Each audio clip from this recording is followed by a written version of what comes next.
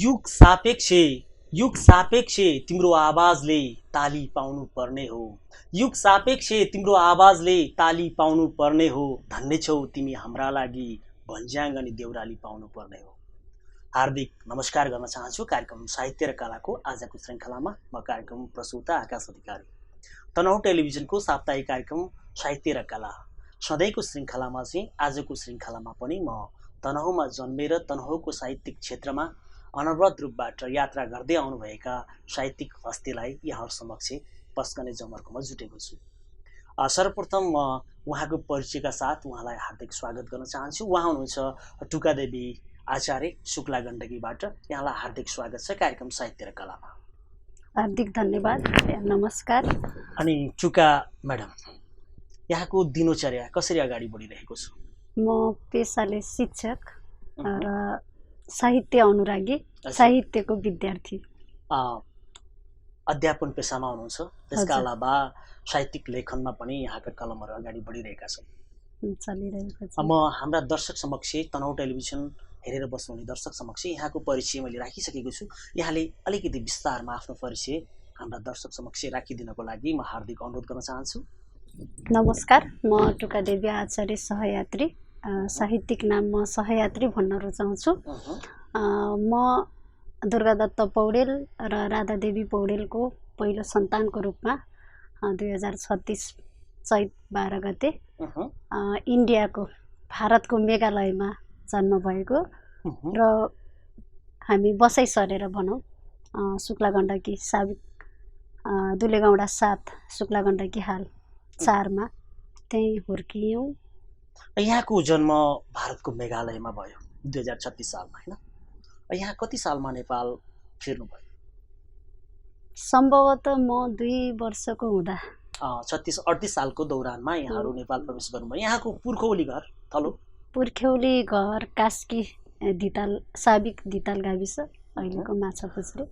भनेपछि एउटा चरणमा यहाँहरूको बसाइ भारतको मेघालय भयो। त्यसपछि पछिल्लो चरणमा तनहुँ जिल्ला नेपाली साहित्यिक उर्वर भूमिको रूपबाट सुपरिचित जिल्ला तनहुँ जिल्लामा आएर कास्कीको धिताल मेघालय हुँदै तनहुँको शुक्ला गण्डकीमा यहाँ आउनुभयो। यहाँको प्रारम्भिक शिक्षा पनि सम्भवतः शुक्ला गण्डकीमै भयो। म यहीँ हुर्किएँ। मेरो विद्यालयीय शिक्षा पञ्चमुनि देव माविबाट कक्षा 1 देखि एसएलसी सम्म र अहिले म अध्यापन पनि त्यही विद्यालयमै गर्छु। एउटा संयोग पनि भयो, भाग्य पनि भयो नि त। हजुर। र यहाँले साहित्यिक नामको पछाडि होइन, आफ्नो नामको पछाडि सहयात्री भनेर चाहिँ उपमा राख्नुभएको छ, यसको कारण? साहित्यमा अक्षरहरूसँग र विचारसँग सहयात्रा गर्न चाहन्छु, त्यसैले म सहयात्री भन्न रुचाउँछु। हार्दिक यहाँको यो सहयात्रालाई हामी हार्दिक सम्मान गर्न चाहन्छौँ। तनहुँको साहित्यिक अवस्था, विशेष गरेर यहाँ अध्यापन क्षेत्रमा पनि हुनुहुन्छ, त्यसका अलावा साहित्यिक लेखन र गृहिणीको रूपबाट पनि आफ्नो दैनिकी अथवा जीवन अगाडि बढाइरहनु भएको छ। सहयात्राका साथ अगाडि बढिरहनु भएको छ। जुन विद्यालयमा प्रारम्भिक शिक्षा लिनुभयो त्यही विद्यालयमा अध्यापन क्षेत्रमा पनि हुनुहुन्छ अहिले। हजुर। हामी कार्यक्रम साहित्य र कलामा यहाँलाई यहाँका अनुभूति, यहाँका लेखन क्षेत्रका विषयमा पनि कुराकानी गर्नेछौँ। टुकाजी, तनहुँको साहित्यलाई पछिल्लो चरणमा वर्तमान अवस्थामा यहाँले कसरी लिनुभएको छ? हुन त साहित्यको इतिहासलाई कोट्याउने भने भानुभक्तको जन्मदेखि नै यो साहित्यको उर्वर क्षेत्रको रूपमा लिन सकिन्छ र अब साहित्यको जन्म, काव्यको जन्म, उत्पत्ति नै यही तनहुँबाट भएको सर्वविदितै छ। अहिले पनि केही साहित्यिक स्रष्टाहरूले आफ्नो साहित्यिक यात्रालाई अझै मलजल गरिरहनु भएको छ र सक्रिय बनाउनु भएको छ। तसर्थ तनहुँको साहित्यिक यात्रा, यहाँको सहयात्रा तनहुँको साहित्यिक यात्रासँग सामिप्य छ, होइन? हामी टुकादेवी आचार्यसँग कुराकानी गरिरहेका छौँ कार्यक्रम साहित्य र कलामा। यहाँ साहित्यिक रूपबाट विभिन्न सङ्घ संस्थामा पनि हुनुहुन्छ होला, होइन? हजुर, छु। अध्यापनका अलावा। हजुर। यहाँको साहित्यिक परिचय अथवा साहित्यिक संस्थासँग आबद्ध भएका संस्थाहरूको विषयमा हाम्रा दर्शक समक्ष अलिकति केही राखिदिनुहुन्छ? म शुक्ला साहित्य सङ्गम तनहुँको अहिले म सल्लाहकारमा छु। बाराही साहित्य प्रतिष्ठान तनहुँको कार्य समिति सदस्य पनि छु र अहिले सगरमाथा साहित्य प्रतिष्ठान गण्डकी प्रदेशको कार्य समितिको सदस्य रहेर काम गरेकी छु र यसरी नै साहित्यिक यात्रा चलिरहेको छ र अन्य साहित्यिक कार्यक्रमहरूमा। नेपाली साहित्य भाषा साहित्यको क्षेत्रमा यहाँको विशेष गरेर कुन चाहिँ विधामा यहाँको कलम अगाडि बढेका छन्? म कविता लेख्न रुचाउँछु। कविता है? कविता कस्ता खालको कविताहरू यहाँका सृजनामा भित्र पर्छन्? मैले कविता त अब यस्तै त भन्न सकिन्न। होइन, समय सान्दर्भिक हुन्छन्, राजनीतिक परिवेशसँग लेखिएका कविता हुन्छन् होइन, समाज रूपान्तरणको लागि लेखिएका कविता हुन्छन्, लैङ्गिक हिंसा सामाजिक हिंसाका विरुद्ध लेखिएका कविता हुन्छन् होइन। त्यो मध्येमा यहाँको कविताको विशेष प्रायोरिटी अथवा प्राथमिकता कुन चाहिँ विषयलाई चाहिँ जोड दिनुहुन्छ? म विचारको हिंसाको विरुद्धमा मान्छेका विचारहरूलाई एउटाले अर्कोको विचारको कदर नगर्ने परिपाटी देख्छु म समाजमा। अनि त्यही विचारलाई कविता मार्फत व्यक्त गर्न चाहन्छु। कविता कस्ता हुनुपर्छ? कविताको खास महत्त्व यहाँको दृष्टिकोणमा? कविताले जीवन बोल्नुपर्छ, कविताले समय बोल्नुपर्छ र विचार पनि बोल्नुपर्छ। मैले त्यति नै देख्छु। जीवन, समय र विचार बोल्नुपर्छ। समाजमा समयलाई रूपान्तरणको लागि बोल्नु पर्दैन कविताले? समय बोल्नु नै यो समाज रूपान्तरणका लागि ल्याइएका विचारहरू बोल्नु नै हो। समय बोल्नु नै समयले के खोजेको छ। यहाँ अध्यापनमा पनि हुनुहुन्छ होइन? कुन चाहिँ विषय अध्यापन गराउनुहुन्छ बच्चा बच्चीलाई, केटाकेटीलाई? म विषयको हिसाब गर्ने भने मैले सामाजिक विषय र नेपाली विषय अध्यापन गराउँछु। साहित्य लेखनले यहाँलाई अध्यापन क्षेत्रमा कतिको सहजता अथवा प्रभाव पारेको छ? पार्छ। सहजता दिएछ अथवा त्यसबाट तपाईँलाई जटिलता पैदा गरेको छ? छैन, सहजता नै छ, जटिलता त पैदै हुँदैन। हामी कार्यक्रम साहित्य र कलामा छौँ। टुकादेवी आचार्यसँगको भलाकुसारीमा जुटिरहेका छौँ। अबको क्रममा उहाँका केही सृजनाहरू कार्यक्रममा हामी राख्ने जमर्कोमा छौँ। टुकाजी, म यहाँलाई अनुरोध गर्न चाहेँ, यहाँले थुप्रै सृजनाहरू कार्यक्रममा लिएर आउनुभएको छ। यहाँले बताइसक्नु भएछ कविता क्षेत्रमा, कविताको क्षेत्रमा म विशेष कलम चलाउँछु भन्नुभएको छ। यहाँका कविता अब सुन्ने। धन्यवाद। कविता र लघुकथालाई पनि मैले लघुकथा लेखनलाई पनि जोड दिएकी छु।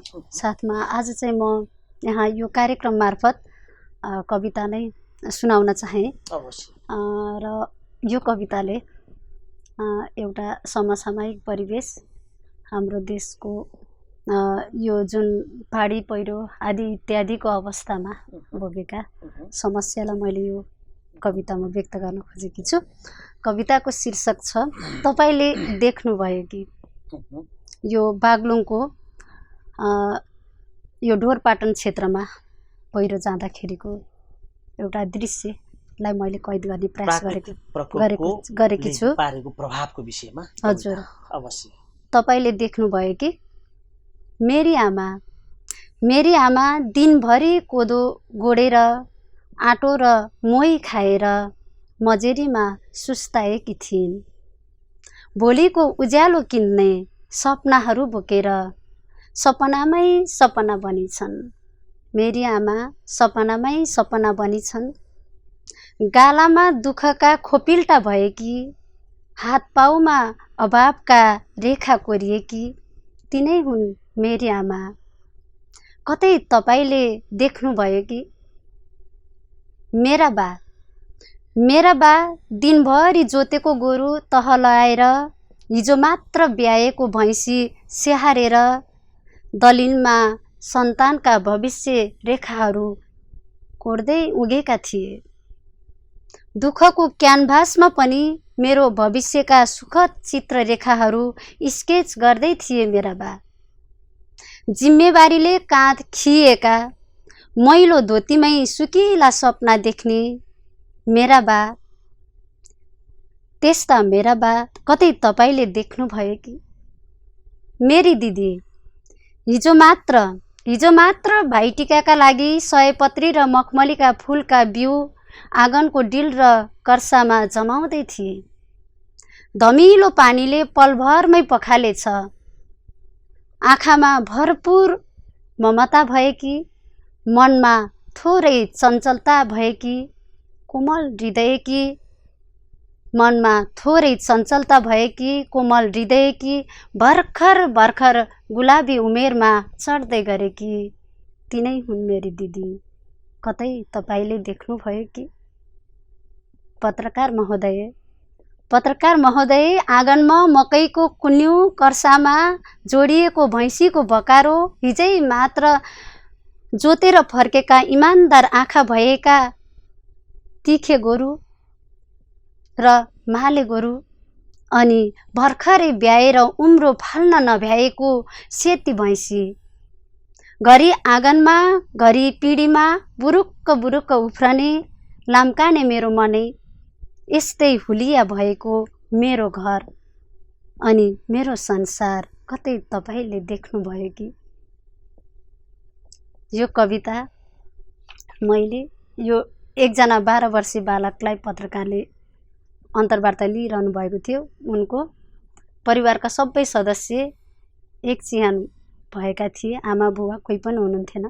त्यही अवस्थामा मेरो मनलाई छोयो अनि मैले बोकेको कविता, सायद मैले यो कविता मैले रुँदै लेखेको हो। सुन्दर शब्द संयोजन र मर्मस्पर्शी भावले ओतप्रोत भएको तपाईँको कविता पक्कै मैलो धोतीमा सुकिला सपना बोक्ने मेरा बा, तपाईँले कतै देख्नुभयो कि? सुन्दर शब्द संयोजन छ हैन? साँच्चै कविताका लागि नभइकन यथार्थपरक समाज रूपान्तरणका लागि र वास्तविक समाजको चित्रलाई पनि कविताका हरफहरूले जोड्न खोजेको छ। हार्दिक आभार यहाँका कविताप्रति। धन्यवाद। हामी कार्यक्रममै छौँ साहित्य र कलामा। यहाँको कविता हाम्रा दर्शकहरूले सुनिसक्नु भएको छ, हेरिसक्नु भएको छ। कविताका अलावा यहाँले लघुकथा विधामा पनि कलम चलाउँछु भनिसक्नु भएको छ। यसका अलावा मुक्तक गजल क्षेत्रमा पनि यहाँको कलम चलिरहेका छन् हैन?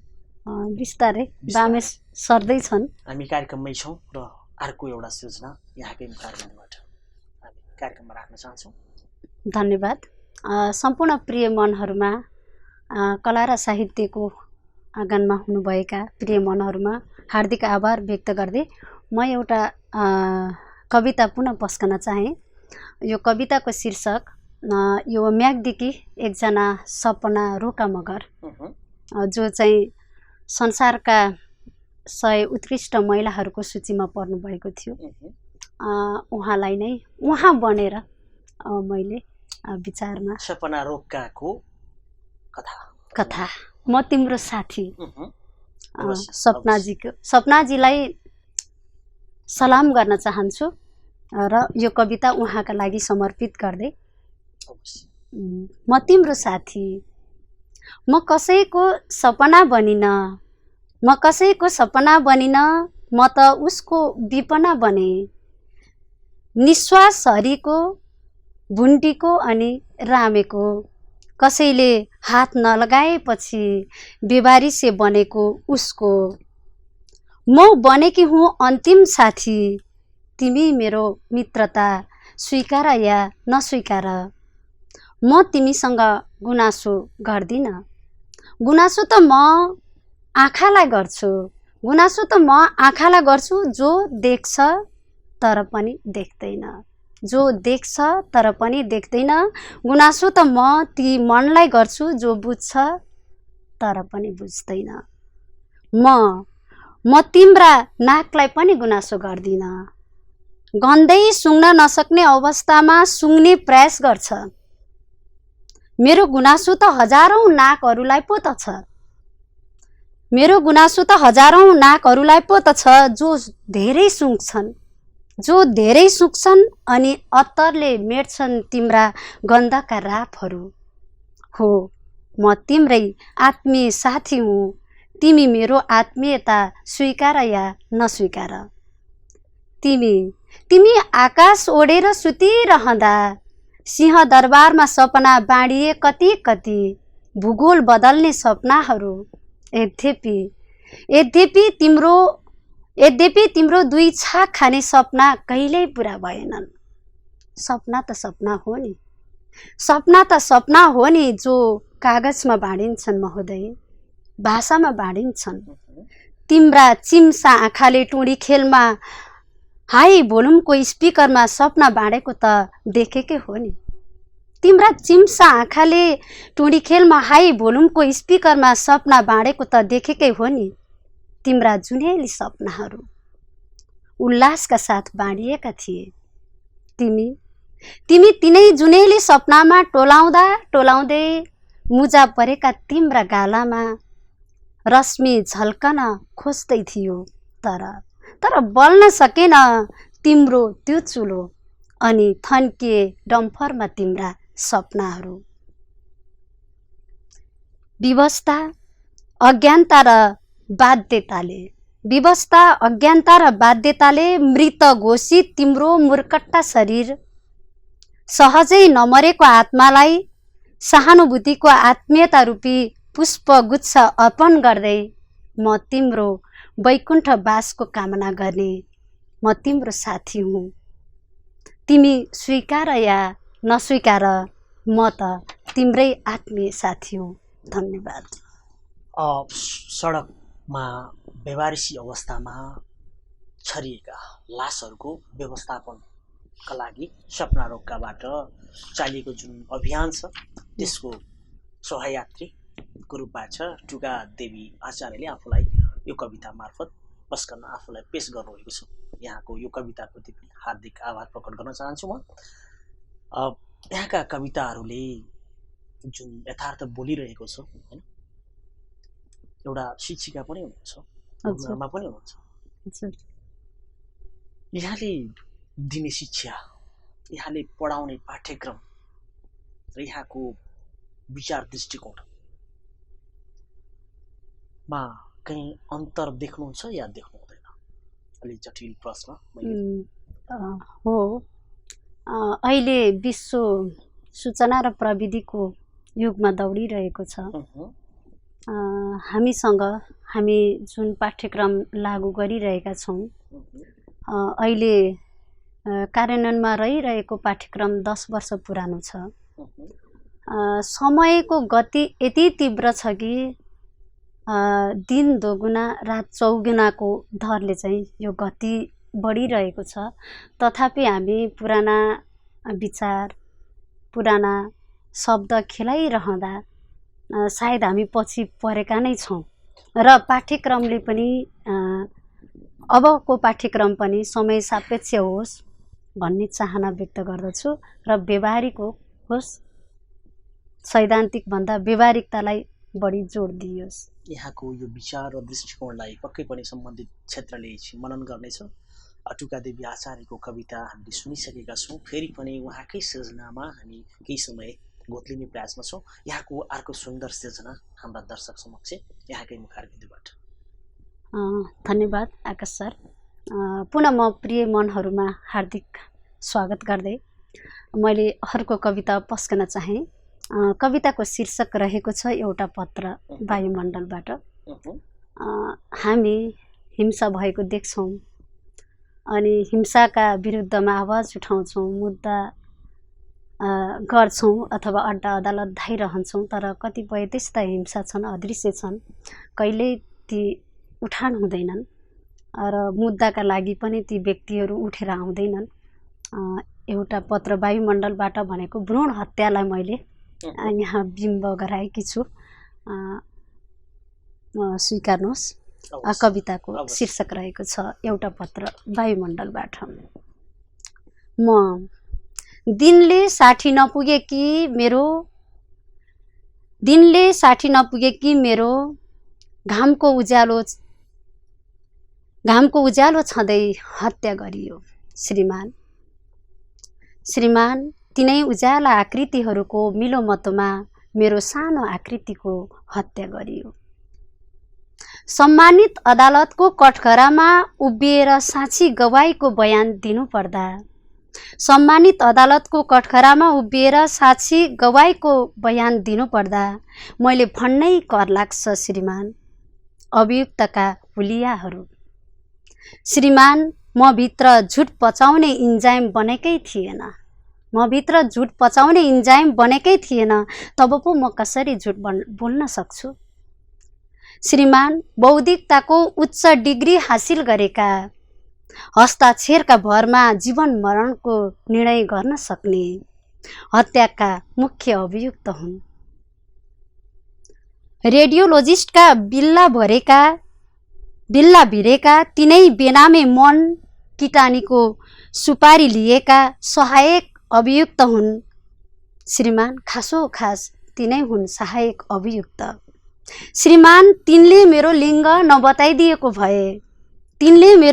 नबताइदिएको भए फैसलाका न्यायाधीश बन्दैनथे होलान् डाक्टर साहेब। मेरो हत्याको डिजाइन स्केच गर्ने तिनै हुन् मुख्य अभियुक्त। श्रीमान मेरा नजोडिएका साना साना हड्डीहरू फुटाइए। निर्मम तरिकाले नबनिसकेका आँखाहरू पनि फुटाइए। मेरा चारै हात खुट्टा काटेर फालिए। श्रीमान म टुक्रा टुक्रा हुँदा पनि मेरो चित्कार सुनिएन मेरो धड्कन। श्रीमान आफ्नै धड्कन जोडिएकी उनले समेत मेरो चित्कार सुनिनन्। हो श्रीमान पटक्कै सुनिएन मेरो चित्कार। बन्द गरिए मेरा मुटुका भल्भहरू, चुडाइए धमनी र शिराहरू।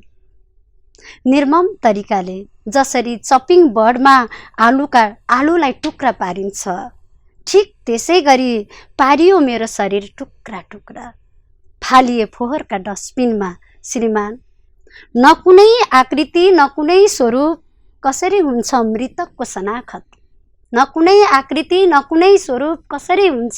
मृतकको शनाखत बिना हुलियाकी म ताछिए, काटिए र फालिए फोहोरको डङ्गुरमा। सुनेकी थिएँ सेतो रङमा पवित्रता हुन्छ भनेर। सेतै वस्त्रधारीले मेरो निर्मम हत्या गरे के पत्याउनुहुन्छ? आफैले आफ्नो रगत नासेको, आफैले आफ्नो मुटु काटेको। म त सहमतिकै सहवासमा बनेकी थिएँ। आफ्नै जिन हत्या गर्न सक्ने निर्मोही मनहरूको आफन्त बनेकी थिए। तिनै हुन् मेरा हत्यारा। श्रीमान मेरो मौनताको फाइदा उठाउनेहरू, यौवनको प्यास मेटाएर आफ्नै रगत मास्नेहरू तिनै हुन् मुख्य अभियुक्त। लगाउनुहोस् हतकडी, तोक्नुहोस् आजन्म कारावासको सजाय। श्रीमान डम्पिङ साइडमा कुहिएर वायुमण्डलमा निसासिँदै छन् म जस्तै अमूर्त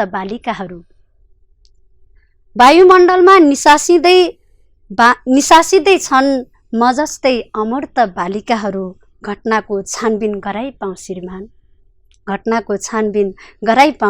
पत्र उही वायुमण्डलीय प्रेक्षालयबाट घटनाको तथ्यगत छलफल गराइपाउँ श्रीमान, पत्र उही वायुमण्डलीय प्रेक्षालयबाट। धन्यवाद। जोरदार मजेदार कविता।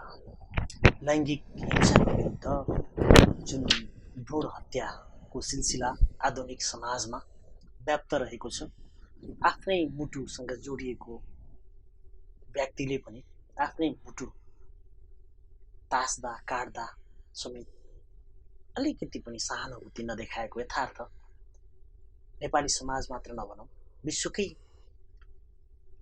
लैङ्गिक विभेद गर्ने समाजमा जुन घटनाक्रम अगाडि बढिरहेको छ, यसको यथार्थ स्वरूप यहाँले पेश गर्नुभएको कविताप्रति हार्दिक आभार। यहाँसँग यो कविताको विषयमा जोडिएर अलिकति प्रश्न गर्न चाहे। हजुर। यहाँलाई यो कविता यो कुन परिप्रेक्ष्यमा अथवा कुन सन्दर्भमा सृजना गर्नु? यो हाम्रो गाउँ समाजमा जहाँसुकै छ, मसँग छ, हजुरसँग पनि छ। हामी हामी शब्दले जति छोराछोरी बराबर हो भन्छौँ, त्यति हामी व्यवहारले छैनौँ। बौद्धिकताभित्र लुकेको यो निजता अथवा छँदैछ, कायमै छ, क्रूरता छ हैन। हामी चाहिँ हेर्दा हामी हत्यारा पनि देखिँदैनौँ, तर हाम्रो मस्तिष्कमा के छ भने छोरा मात्रै सन्तान, वंश धान्ने आधार मान्छौँ र छोरीलाई तुच्छ अथवा छोरीलाई चाहिँ तल्लो दर्जामा, दोस्रो दर्जामा राख्छौँ र पहिलो सन्तान छोरी जन्मदा खुसी हुन्छौँ, दोस्रो सन्तान छोरी जन्मियो भने जन्मिन्छ कि भनेर पहिल्यै भिडियो एक्सरे गर्न जान्छौँ, सकेसम्म जन्मिनै दिँदैनौँ। आधुनिक प्रविधिको हामीले प्रयोग गर्छौँ हैन। समाजमा व्याप्त रहेको यो विसङ्गति भनौँ या यो त्यसको विरुद्धमा यहाँको कविता सशक्त ढङ्गबाट बुलन्द भएको छ। पक्कै पनि आगामी दिनमा पनि यहाँका सृजनाहरू यसरी नै जोरदार ढङ्गबाट सामाजिक न्यायका लागि अगाडि बढोस् हामी कामना गरौँ। हामी कार्यक्रम साहित्य र कलाको श्रृङ्खलामा छौँ, तनहुँ टेलिभिजनको साप्ताहिक कार्यक्रम साहित्य र कला। आजको यस कार्यक्रममा हामी तनहुँकी लेखिका भन्न रुचाउँछु म। उहाँ जन्म भारतको मेघालय भए पनि पूर्वोली थलो कास्की रहे तापनि प्रारम्भिक शिक्षादेखि लिएर आजका मितिसम्म उहाँ तनहुँको भूमिमा हुनुहुन्छ र साहित्यिक सृजनामा अगाडि बढिरहनु भएको छ। आगामी दिनहरू यहाँका अझै उज्जवल बनाउँ साहित्यिक क्षेत्रमा। हामी कार्यक्रमको उत्तरार्धमा आइसकेका छौँ, जाने क्रममा छौँ। जाँदा जाँदै हाम्रा दर्शक र टेलिभिजन हेरेर बस्नुहुने दर्शकलाई यहाँको केही भन्नु छ? सम्भवतः यो कार्यक्रम साहित्यिक अनुरागीहरूले हेर्नुहुन्छ। प्रथमतः म सम्पूर्ण साहित्यिक अनुरागीहरूप्रति कार्यक्रम हेरिदिनु भएकोमा हार्दिक आभार प्रकट गर्दछु।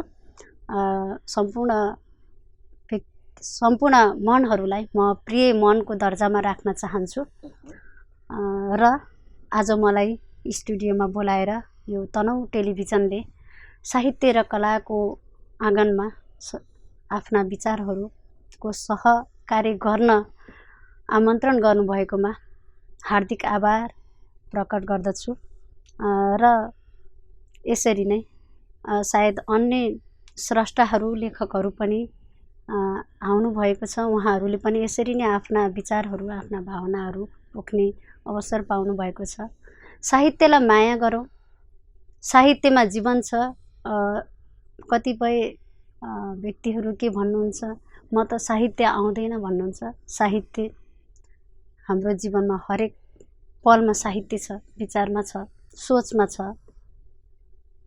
खालि त्यसलाई कसरी व्यक्त गर्ने भन्ने मात्र हो। हामीले शैली, कवितागत शैली अथवा कथावत शैली, विभिन्न शैलीहरू अपनाएका मात्रै हौँ, तर साहित्य जीवनमा छ। साहित्य जीवनमा छ। साहित्य समाजको दर्पण हो। साहित्य वास्तवमै समाजको अग्रगमनको मार्गदर्शक पनि हो। रोक्नेको हो दूरदर्शी विचारका धारा, रोक्नेको हो दूरदर्शी विचारका धारा, को हो नयाँ नेपालको बोक्ने अभिभार। यिनै पङ्क्तिका साथ आजको श्रृङ्खलाबाट म कार्यक्रम प्रस्तुता प्राविधिक मित्र, तपाईँ टेलिभिजन हेरेर मलाई साथ दिनुहुने सम्पूर्ण दर्शक साथै आजका अतिथि टुकादेवी आचार्यलाई पनि हार्दिक धन्यवाद दिँदै आगामी श्रृङ्खलासम्मको लागि म कार्यक्रम प्रस्तुता आकाश अधिकारी पनि बिदा लिन चाहन्छु। हस्त नमस्कार।